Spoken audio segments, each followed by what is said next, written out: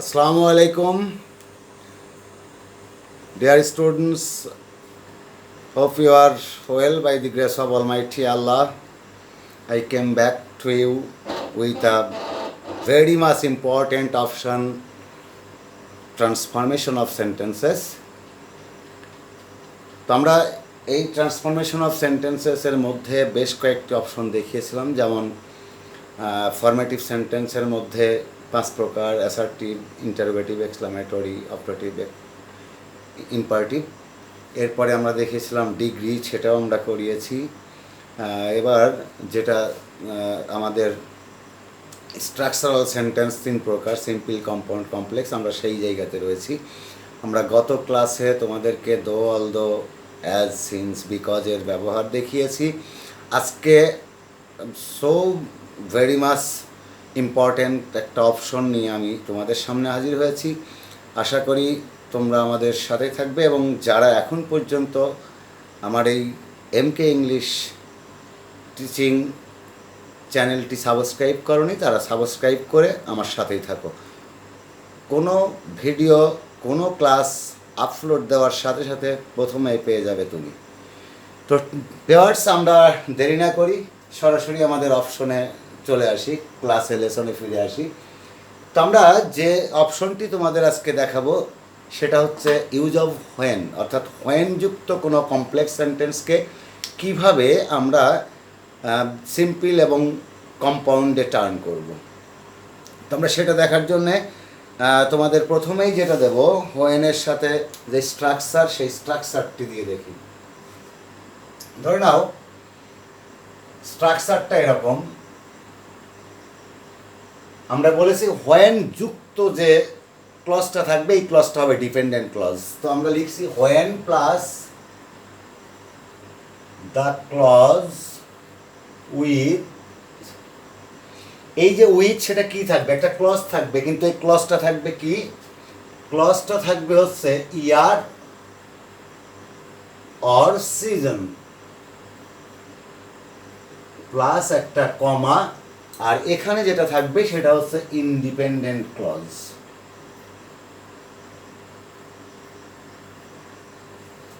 তো ভিউয়ার্স, এই হচ্ছে আমাদের মূল স্ট্রাকচারটা, অর্থাৎ আমরা হোয়েনের ব্যবহারের এটা 1 নম্বর স্ট্রাকচার তোমাদেরকে আমি শেখাচ্ছি।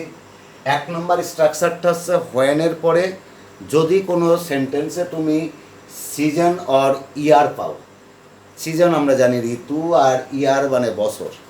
তো আমরা যদি এইভাবে কোনো সেন্টেন্স পেয়ে থাকি তাহলে কি করব? তাহলে যেটা করব সেটা হচ্ছে এরকম। এক্সাম্পলটা আমরা দেখলে পরে আরও ক্লিয়ার হয়ে যাবে। এক্সাম্পলটা দেখি। ধরো কমপ্লেক্স সেন্টেন্সটা এরকম আছে, when it was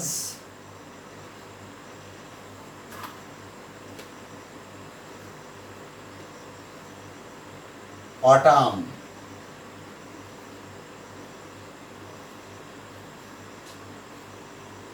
comma,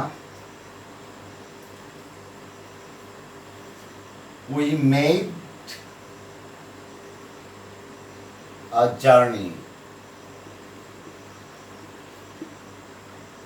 খেয়াল করি বন্ধুরা, আমরা এখানে যেটা লিখলাম সেটা হচ্ছে when it was autumn, যখন শরৎকাল ছিল, we made a journey, আমরা একটা ভ্রমণ করেছিলাম। তো এখানে এই যে when যুক্ত ক্লজ, আমরা বলেছি যে এই ক্লজটাকে আমরা কি বলছি?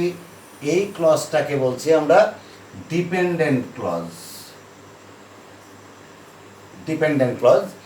আর অটাম এটা একটা সিজন, এটা সিজন অর্থাৎ ঋতু। যদি এরকম কোনো সেন্টেন্স থাকে তাহলে এইটাকে যদি আমরা সিম্পল করতে চাই তাহলে আমরা কি করব? তাহলে আমরা যে স্ট্রাকচারটা ব্যবহার করব সেটা একটু খেয়াল করি। এখানে আমরা প্রথমেই সিম্পল করার জন্যে ইন্ডিপেন্ডেন্ট ক্লজটাকে নিয়ে আসব। আমরা ইন্ডিপেন্ডেন্ট ক্লজটাকে নিয়ে আসবো, তাহলে স্ট্রাকচারটাকে আমরা ব্যবহার করব সিম্পল।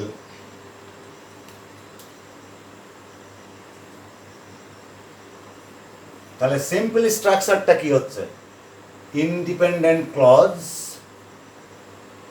প্লাস এখানে ইন ব্যবহার করো, অথবা ডিউরিং ব্যবহার করে থাকে, ঋতুর ক্ষেত্রে ডিউরিং ব্যবহার করে, ডিউরিং প্লাস ওই যে টাইম যেটা থাকবে সেই টাইমটা,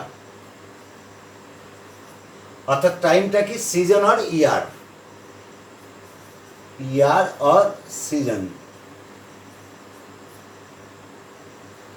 এরপর আমরা যদি এক্সটেনশন থাকে সেটা এক্সটেনশন দিয়ে দেবো, তবে না থাকলে প্রয়োজন নেই। তাহলে আমরা যদি এটা এইভাবে করি তাহলে উত্তরটা কি হয়, আমরা এই তোমার এখানে ইন্ডিপেন্ডেন্ট ক্লজ যেহেতু রয়েছে, এইটা ইন্ডিপেন্ডেন্ট ক্লজ কোনটা, উই মেড আ জার্নি, তাহলে এটা হচ্ছে ইন্ডিপেন্ডেন্ট ক্লজ। এখন এটা কেন ডিপেন্ডেন্ট ক্লজ, যদি আমরা বলতাম হোয়েন ইট ওয়াজ অটাম, যখন শরৎকাল ছিল, কি হয়েছিল বলা নেই। কিন্তু যদি আমরা এটা বলি উই মেড আ জার্নি, আমরা একটা ভ্রমণ করেছিলাম, জার্নি বাই বোট হতে পারে, জার্নি বাই ট্রেন হতে পারে, তুমি জার্নি বাই বাস হতে পারে, যে কোনো একটা নাম। তো এটা কারোর উপর নির্ভরশীল নয়, সেই জন্য আমরা এটাকে বলছি ইন্ডিপেন্ডেন্ট ক্লজ, স্বাধীন ক্লজ। তাহলে আমরা এই ক্লজটাকে লিখে দিই, তাহলে সিম্পল করার জন্য আমার উত্তরটা হয়ে যাচ্ছে কি দেখি, উই মেড আ জার্নি। এরপর আমরা স্ট্রাকচারে কি দিয়েছি, ইন অর ডিউরিং, তো আমরা এখানে ইন ব্যবহার করতে পারি, তুমি যদি এখানে ডিউরিং ব্যবহার করো তাতেও সমস্যা নেই, ডিউরিং। এরপর কি আছে, টাইম, টাইমটা কি ইয়ার অর সিজন, তাহলে আমরা সেই সিজনটা এখানে কি রয়েছে, সিজনটা রয়েছে অটাম, তাহলে ইন অটাম।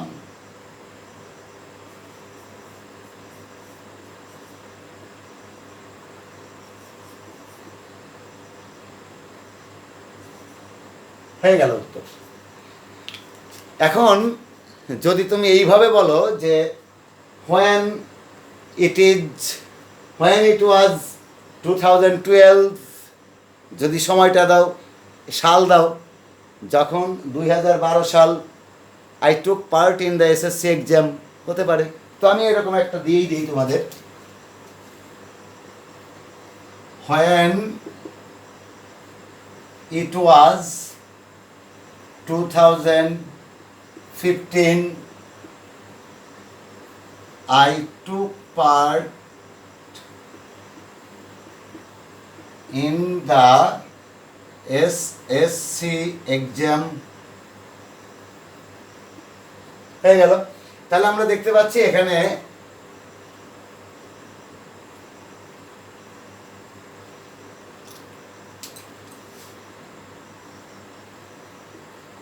তাহলে এখানে এই ক্লজটা হচ্ছে ইনডিপেন্ডেন্ট ক্লজ, অর্থাৎ হোয়েন ইট ওয়াজ, এটা দেখো এখানে ইয়ার রয়েছে,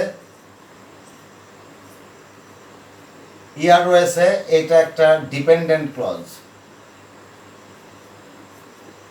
এখন আমরা এইটা হচ্ছে, তাহলে বাকিটা হচ্ছে ইনডিপেন্ডেন্ট ক্লজ। তাহলে আমরা উত্তর করার সময় কি বলেছি বন্ধুরা, খেয়াল করো, আমরা বলেছিলাম যে ইন্ডিপেন্ডেন্ট ক্লজটা আগে চলে আসবে। তাহলে আমরা সেই ইন্ডিপেন্ডেন্ট ক্লজটা এখানে বসিয়ে দিই, কে, আই টুক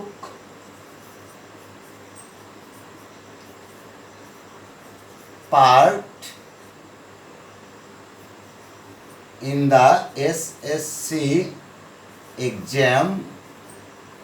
এবারে আমরা বসিয়ে দিলাম ইন্ডিপেন্ডেন্ট ক্লজ। পরে কি বলা হয়েছে সূত্রে, ইন অর ডিউরিং। তো আমরা ইন এবং ডিউরিং যদি ব্যবহার করি তাহলে এখানে দিয়ে দিলাম ইন। এরপরে কি হবে, টাইম, টাইমটা কি ইয়ার অর সিজন, যেমন এখানে সিজন ছিল অটাম, একটা ঋতুর নাম, autumn is nothing but the name of a season. তাহলে আউট অফ 6টা ঋতু, তার মধ্যে অটাম হচ্ছে একটি, তারপরে সেটা বসিয়ে দিয়েছিলাম। এখন যেহেতু সাল রয়েছে তাহলে আমি এখানে সালটা বসিয়ে দিই, কত, 2015। ক্লিয়ার? এখন এই সেন্টেন্সটাকে যদি আমি কম্পাউন্ড করে দেই তাহলে সবচেয়ে সহজ, সেটা কি, ইন্ডিপেন্ডেন্ট ক্লজের হোয়েন যে ক্লজ মার্কারটা রয়েছে এই ক্লজ মার্কটাকে আমরা ডিডাক্ট করে দেবো, বাদ দিয়ে দেবো।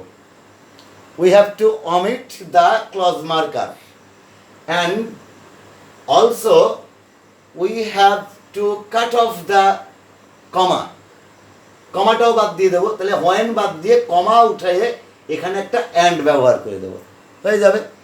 অর্থাৎ খেয়াল রাখতে হবে যে ক্লজ মার্কার যদি উঠে যায় তাহলে যে শব্দগুলো থাকে এই ক্লজটা কিন্তু তখন আর পরাধীন থাকে না বা অধীনস্থ থাকে না, তখন এটা আলটিমেটলি একটা স্বাধীন ক্লজ হয়ে যায়। যেহেতু কম্পাউন্ড সেন্টেন্স মানেই হচ্ছে দুইটাই স্বাধীন ক্লজ, সে কারণেই এই হোয়েনটা বাদ দিলে ইট ওয়াজ অটাম, যেমন হোয়েনটা বাদ দিলে ইট ওয়াজ 2015, এইটা একটা স্বাধীন ক্লজ হয়ে যাচ্ছে। তাই আমরা এটাও ইন্ডিপেন্ডেন্ট ক্লজ বসিয়ে দেবো। তাহলে আমরা উত্তরটা এখানে লিখি এবার। এই সেন্টেন্সের উত্তরটা তাহলে কি হচ্ছে, হোয়েনটাকে আমরা বাদ দিয়ে দিলাম, ইট ওয়াজ অটাম, ইট ওয়াজ অটাম।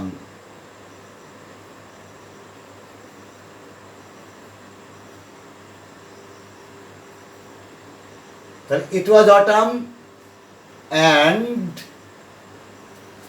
এবং কি করলাম আমরা, we made a journey and, তুমি এখানে অ্যান্ড দেন দিতে পারো, এটা আমি উইদিন ব্র্যাকেটে রাখলাম।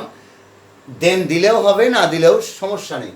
দেন we made a journey.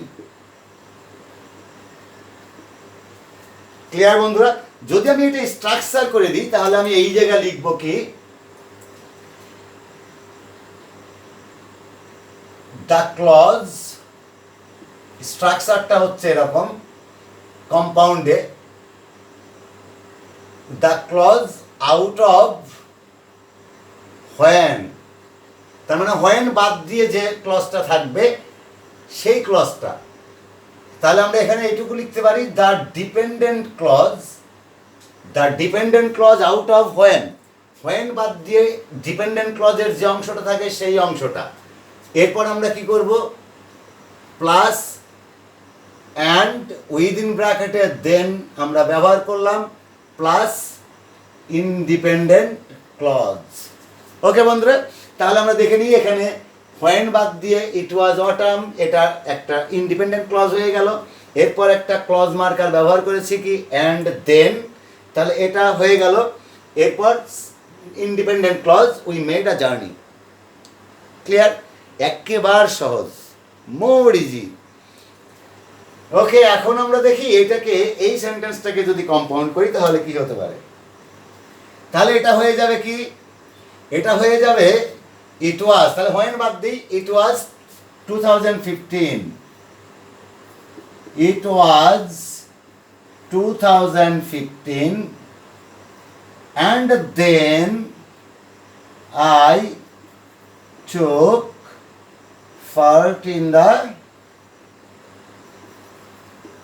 SSC exam. Clear? তাহলে আমরা দেখে নিলাম যে এটা হয়ে গেল। এবারে আমরা দেখব যে এই হোয়েনের পরে যদি ইয়ার এবং সিজন না থেকে এখানে কি হবে, when plus the clause with কি, এজ, অর্থাৎ বয়স যদি থাকে, তাহলে এইরকম যদি থাকে তাহলে আমরা এই সেন্টেন্সটাকে কিভাবে সিম্পল করব সেটা আমরা দেখব এখন।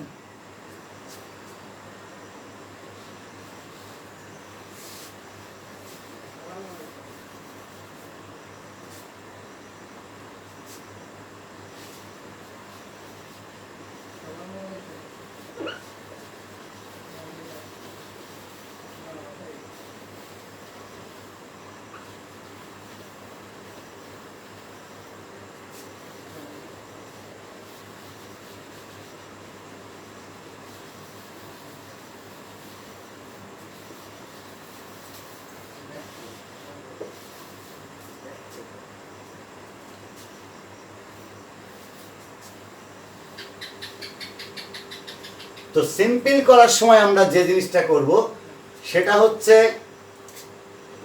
শুরুতেই আমরা কি ব্যবহার করব,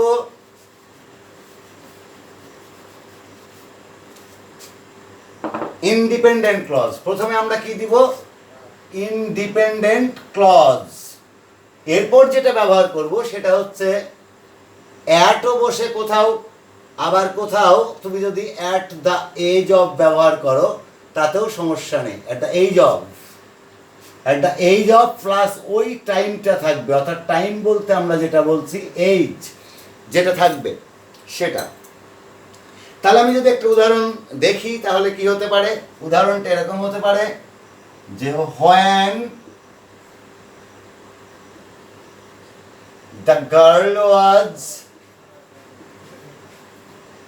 when the girl was 15, যখন মেয়েটির বয়স ছিল, 15 মানে কি, সে কি 15? না, 15 হচ্ছে তার মেয়েটির বয়স ছিল 15।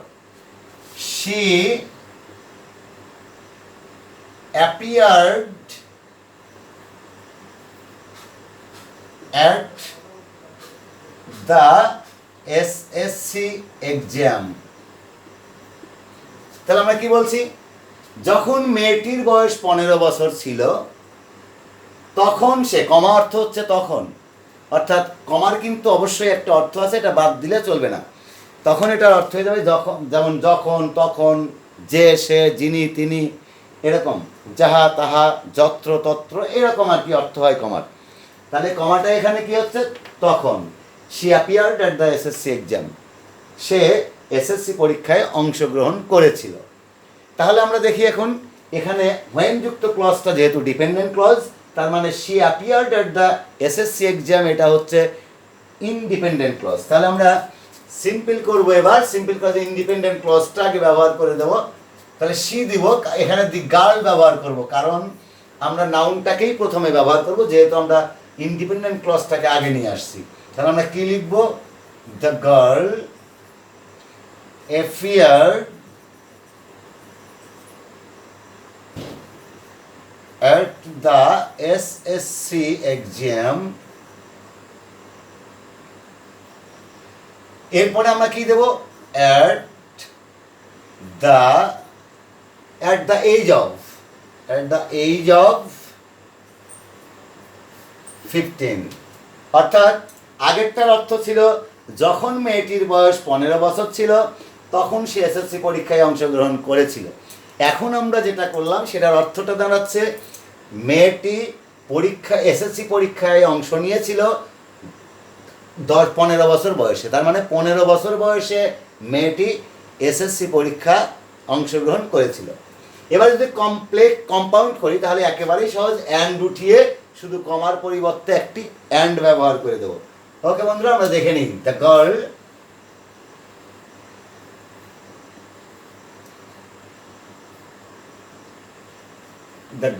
was 15 and then উইদিন ব্র্যাকেটে রাখলাম, তুমি দিলেও ভুল নেই, না দিলেও ভুল নেই, and then she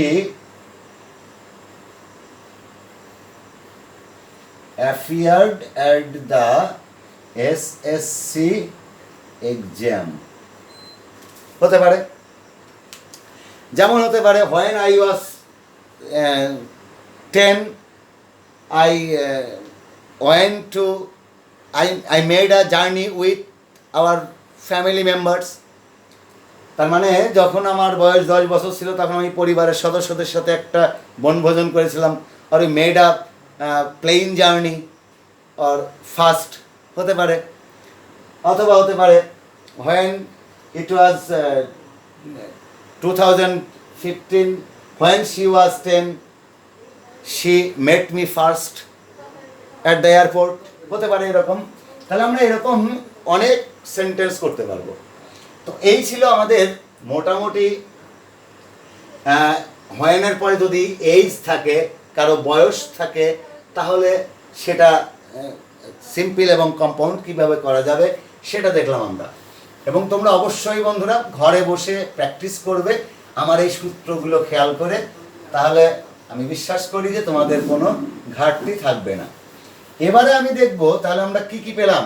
এখন পর্যন্ত হোয়েন যুক্ত সেন্টেন্সের মধ্যে 3টা জিনিস কিন্তু আমরা পেয়েছি। কি কি?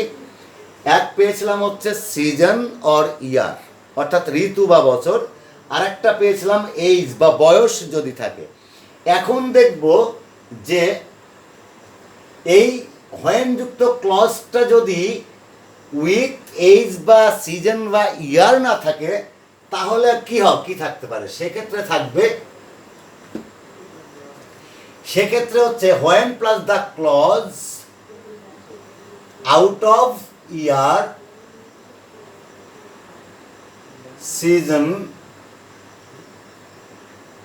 অ্যান্ড এইজ, অর্থাৎ এই তিনটার যে কোনোটা বাদ দিয়ে, the clause out of year, season and age, এই তিনটা বাদ দিয়ে, তার মানে কি এই তিনটা বাদে আদার্স, এই তিনটা বাদে যদি অন্য যে কোনো সময়ের উল্লেখ থাকে তাহলে সেই ক্ষেত্রে কি হবে, এখানে একই রকম এখানে কমা দেবো, এখানে ওখানে ইনডেফিনাইট ক্লজ দিয়ে দেবো। তাহলে এটাকে আমরা এখন সিম্পল যদি করি তাহলে কি হতে পারে, তো সিম্পল করলেও একেবারেই সহজ, অ্যাট দ্য টাইম অফ, শুধু অ্যাট দ্য এইজ অফ এর জায়গা আমরা কি ব্যবহার করব, অ্যাট দ্য টাইম অফ, এইজের জায়গা শুধু আমরা ব্যবহার করব at the time of, at the time of. তাহলে কি হলো, independent clause at the time of plus ওই যে টাইম, এই টাইমটা কি আদার্স, টাইমটা আমি আদার্স লিখলাম এই জন্যে যেহেতু এই তিনটা বাদ দিয়ে আদার্স টাইম, অর্থাৎ এই সিজন, ইয়ার এবং এই তিনটা বাদে যে কোনো সময় থাকবে সেই সময়টা এখানে বসে যাবে।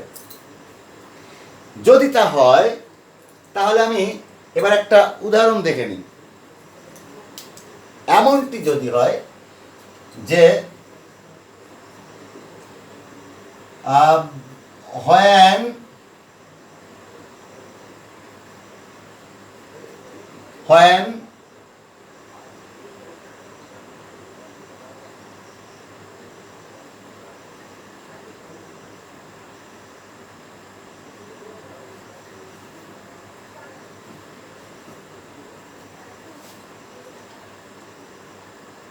when she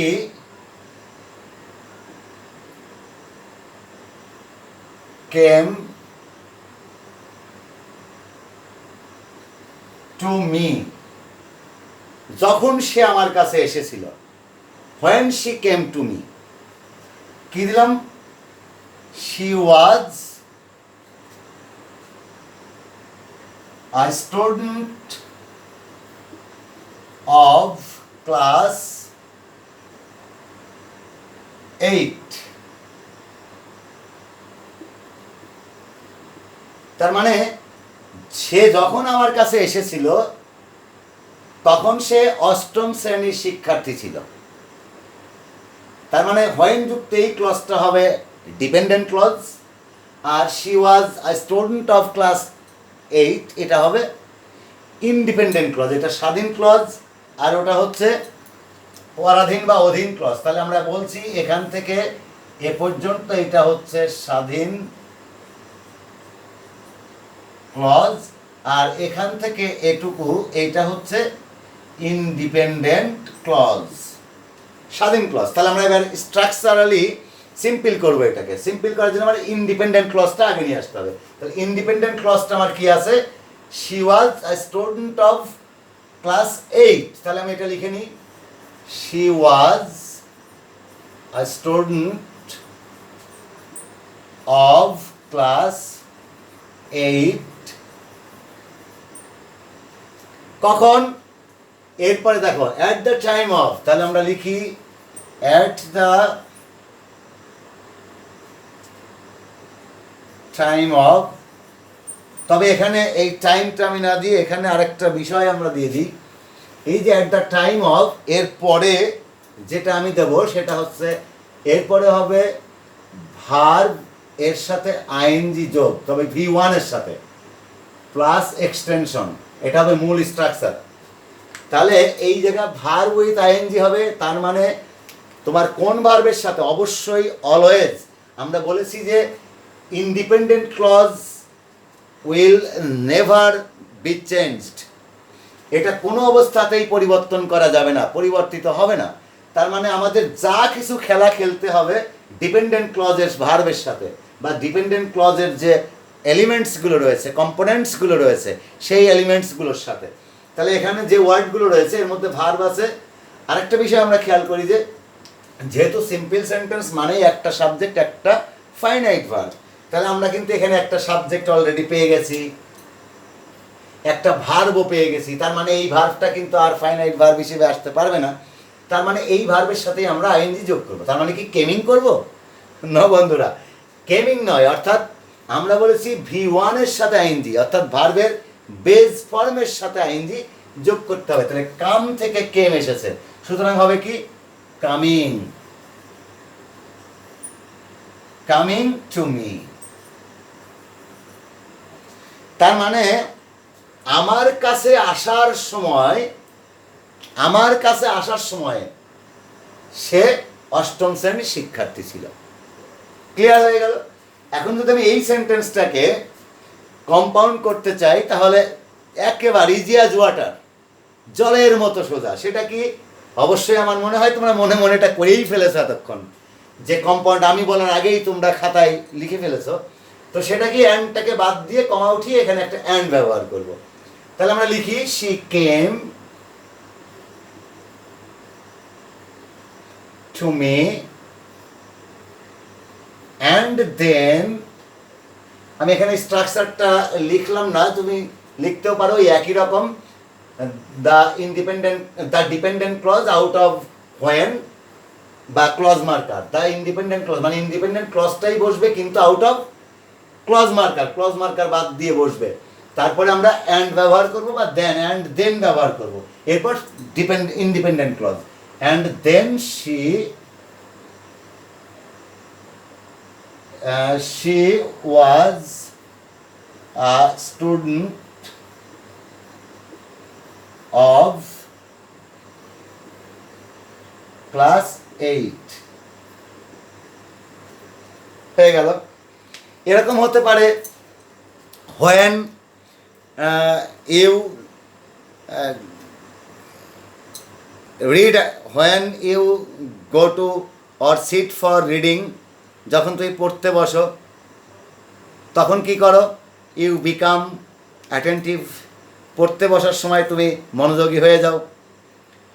আবার এমন হতে পারে যে when you are attentive you can make yourself jolly, প্রফুল্লিত রাখতে পারো, এরকম হতে পারে। তাহলে এরকম অনেক সেন্টেন্স তুমি নিজেই ঘরে বসে তৈরি করতে পারবে। তাহলে এই ছিল আমাদের আজকের যে হোয়েন যুক্ত সেন্টেন্স, সেই সেন্টেন্সের যে নিয়মগুলো, সেই নিয়মগুলো আমরা কি ব্যবহার করলাম সিজন, ইয়ার, এই দুইটা থাকলে পর আমরা দেখেছি সেখানে ইন অর ডিউরিং ব্যবহার করেছি।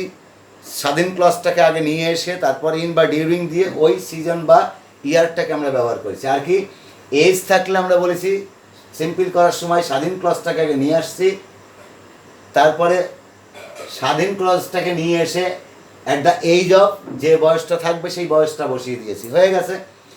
এরপর যেটা এই তিনটা বাদে যদি যে কোনোটা থাকছে তখন আমরা বলছি স্বাধীন ক্লজটা দিয়ে এরপর অ্যাট দ্য টাইম অফ ব্যবহার করব। আমরা এটা কিন্তু আগেও নিয়ে আসতে পারতাম। আমরা যদি এটাকে বলতাম যে এরকম ব্যবহার করব যে at the time of coming to me she was a student of class 8, এটা হয়ে যেত, এটাও কিন্তু ভুল হতো না। তো সেটাও তুমি ব্যবহার করতে পারতে। তো এই হচ্ছে মোটামুটি হোয়েনযুক্ত কোনো কমপ্লেক্স সেন্টেন্সকে সিম্পল অ্যান্ড কম্পাউন্ড করার যে পদ্ধতি, যে স্ট্রাকচার। আমরা তিনটা স্ট্রাকচার দেখিয়েছি তোমাদেরকে। একটি হচ্ছে তুমি ওখানে খুঁজবে যে ইয়ার আর সিজন আছে কিনা, তাহলে আমাদের ওই 1 নম্বর স্ট্রাকচার যেটা দিয়েছিলাম সেটা শিখবে, সেটা ব্যবহার করবে। 2 নম্বর হচ্ছে যে আমরা বলেছিলাম অ্যাজ থাকলে, এইজ থাকলে, তাহলে এইজের ক্ষেত্রে ওই 2 নম্বর স্ট্রাকচারটা ব্যবহার করবে। আর এর বাদে যত সেন্টেন্সই হোয়েন যুক্ত হয়, যেমন হতে পারে when it was raining, when it was raining I returned home, তাহলে কি হবে? I returned home at the time of raining, তাই না? অর্থাৎ মূল ভার্বের সাথে আইএনজি যোগ। এরকম হতে পারে তো যাই হোক, তোমরা এটা ব্যবহার করবে। এখন আমরা যেটা শিখবো সেটা হচ্ছে অত্যন্ত গুরুত্বপূর্ণ একটি নিয়ম। সেই নিয়মটা তোমাদের কাছে খুবই সহজ লাগবে, তবে এটা অবশ্যই তোমার কোনো ভর্তি পরীক্ষা এসএসসি থেকে শুরু করে ইন্টারমিডিয়েট অথবা ইউনিভার্সিটি অ্যাডমিশনের ক্ষেত্রেও এই প্রশ্নটা এসে থাকে। তো আমার মনে হয় তোমাদের জন্য এটা খুবই কার্যকরী ভূমিকা রাখবে। সেটা কি? সেটা হচ্ছে এরকম, যদি কোনো সেন্টেন্স ইট ইজ থাকে, তারপরে অ্যাডজেক্টিভ থাকে, এরপর একটা দ্যাট থাকবে, এরপর একটা ক্লজ থাকবে। তবে আমি এই ক্লজটাকে এইভাবে লিখে দিই, তাহলে তোমাদের জন্য আরো সহজ হয়ে যাবে। এই ক্লজটা অবশ্যই ইন্ডিপেন্ডেন্ট ক্লজ তোমাকে ধরতে হবে। এখন যদি তুমি মনে করো যে স্যার দ্যাটের পরের অংশটা রয়েছে, তো দ্যাটটা তো একটা ক্লজ মার্কার, সুতরাং এই অংশটা তো এখানে ডিপেন্ডেন্ট ক্লজ হওয়ার কথা। কিন্তু এই ক্ষেত্রে অবশ্যই তার ব্যতিক্রম, কারণ দ্যাটের পরের যে ক্লজটা থাকবে আমরা সেটাই বলছি, এই ক্লজটাকে সবসময়ের জন্য ইন্ডিপেন্ডেন্ট ক্লজ ধরবে। আমি যদি এখানে শুধু ক্লজ লিখতাম, তাহলে আমি এখানে কিন্তু লিখে দিতাম এটা ইনডেফিনাইট ক্লজ। ঠিক আছে, এটা ইনডেফিনাইট ক্লজ।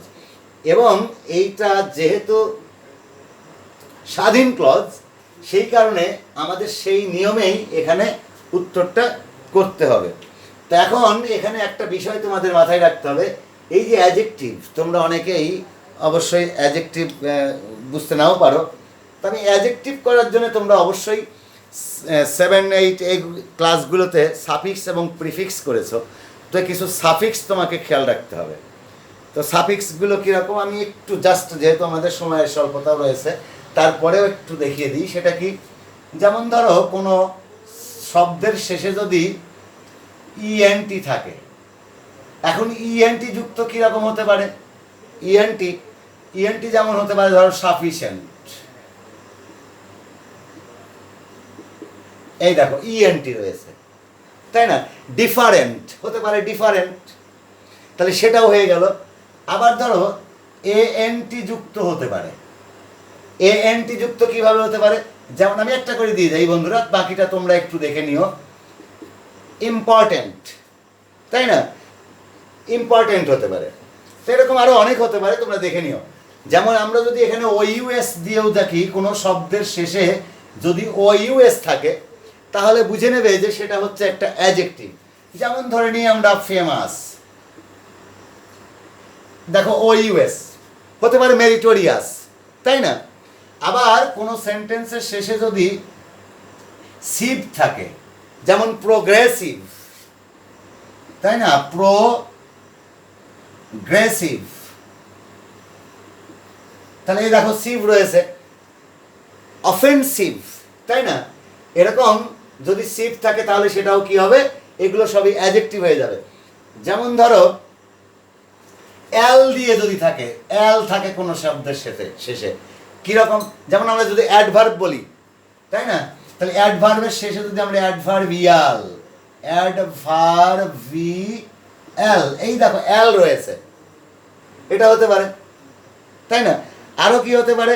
যেমন ধরো বল হতে পারে, বিএলই, অর্থাৎ বিএলই যদি কোনো সেন্টেন্সে থাকে। যেমন ধরো রিলায়েবল, মানে এই যে আমি এখানে গ্যাপ দিয়েছি, মার্কগুলো দিয়েছি, হাইপেন, এইগুলো মনে করে এর আগের অংশ কিওয়ার্ডের সাথে, এইগুলো যুক্ত থাকবে কার সাথে? কিওয়ার্ডের সাথে, মূল শব্দের সাথে। এইগুলো যোগ থাকলে পরে তখন আমরা সেটাকে অ্যাডজেক্টিভ বলবো। তাহলে যেমন হতে পারে, ধরো এখানে ইউজেবল, রিলায়েবল, তাই না? রিলায়েবল, এই দেখো বল আবল, সুইটেবল, তাই না? এরকম হতে পারে, সুটেবল। যাই হোক, বিলিভেবল, তো এরকম তোমরা তৈরি করতে পারবে। এছাড়াও আরো কি হতে পারে? যেমন ধরো তোমার কোনো সেন্টেন্সে যদি লেস থাকে, শব্দের শেষে যদি লেস থাকে, লেস, যেমন ধরো কেয়ারলেস, ইউজলেস, তাই না? কেয়ারলেস, এই দেখো লেস রয়েছে, এরকম আরো অসংখ্য রয়েছে।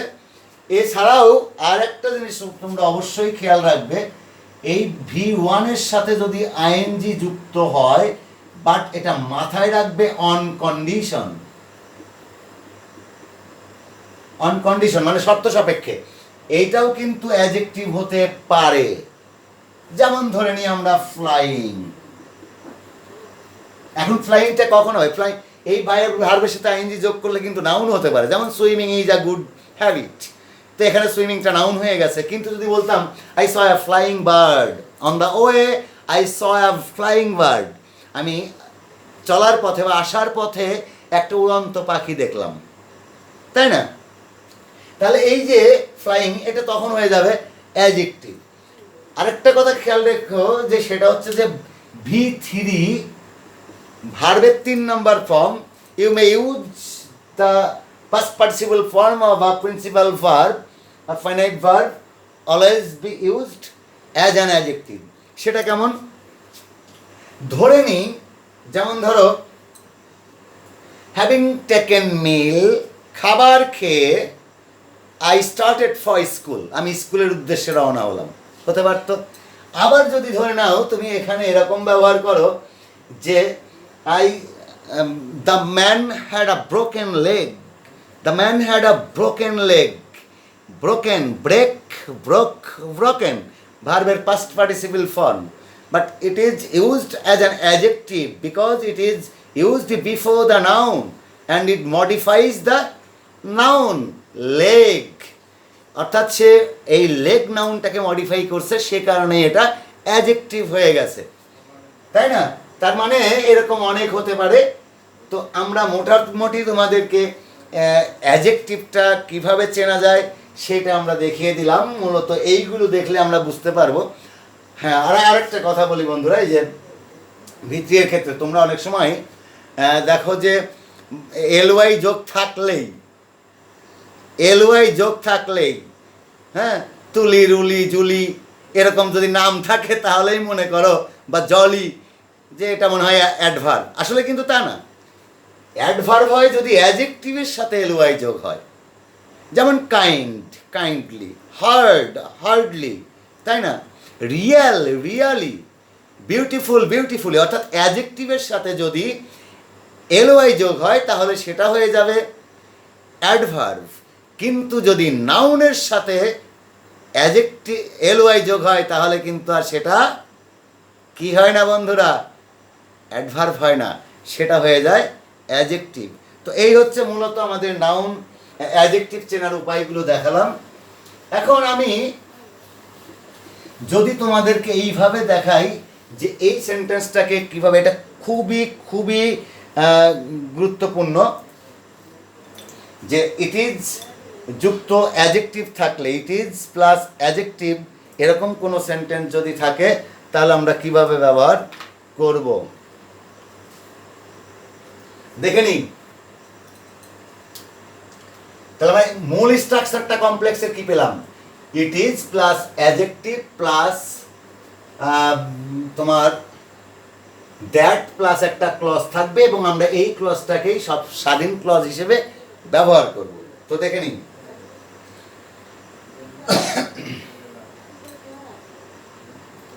ধরে নাও এরকম একটা সেন্টেন্স থাকলো, ইট ইজ অ্যাকচুয়াল বা ইট ইজ ট্রু, আমরা ধরে নিই ইট ইজ ট্রু দ্যাট, এটা সত্য কি, ইট is true that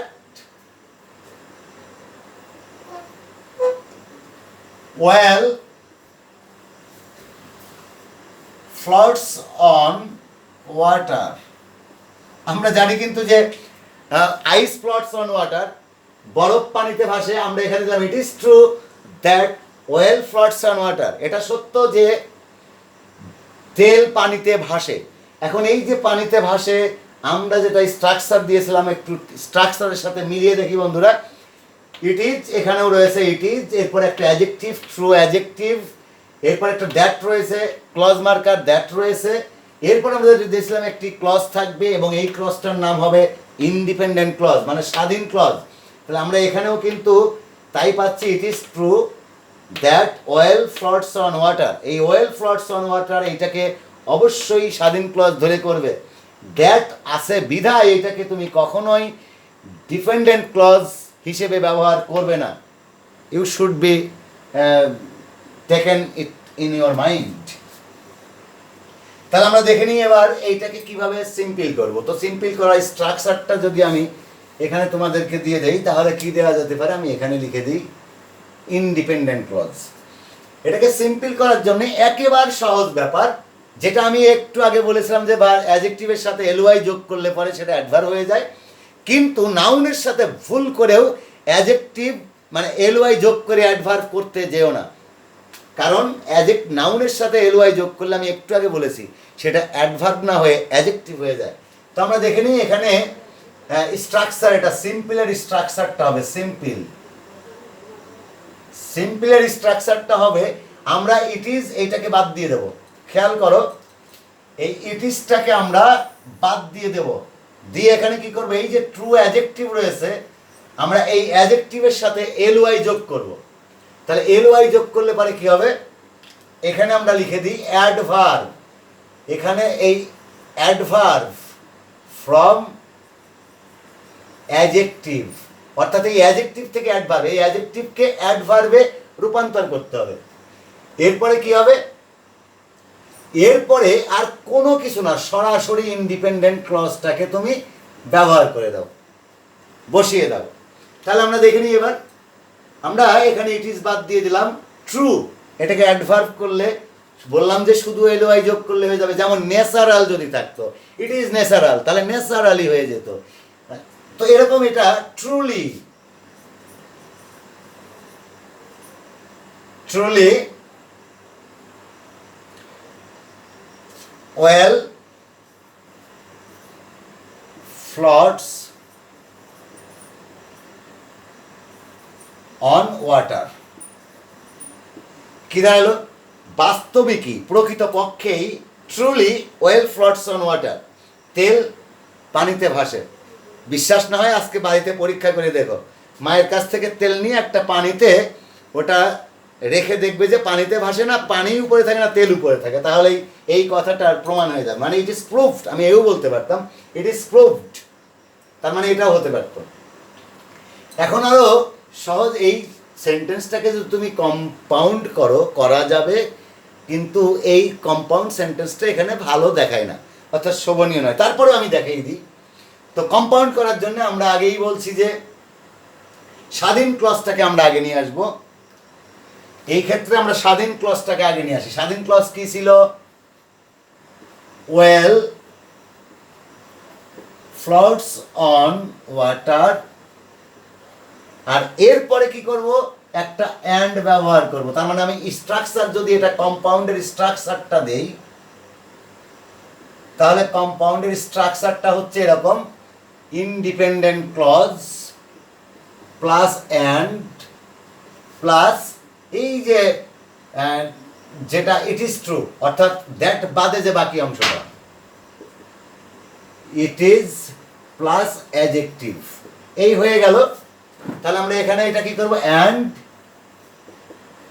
it is true, হয়ে গেল কম্পাউন্ড।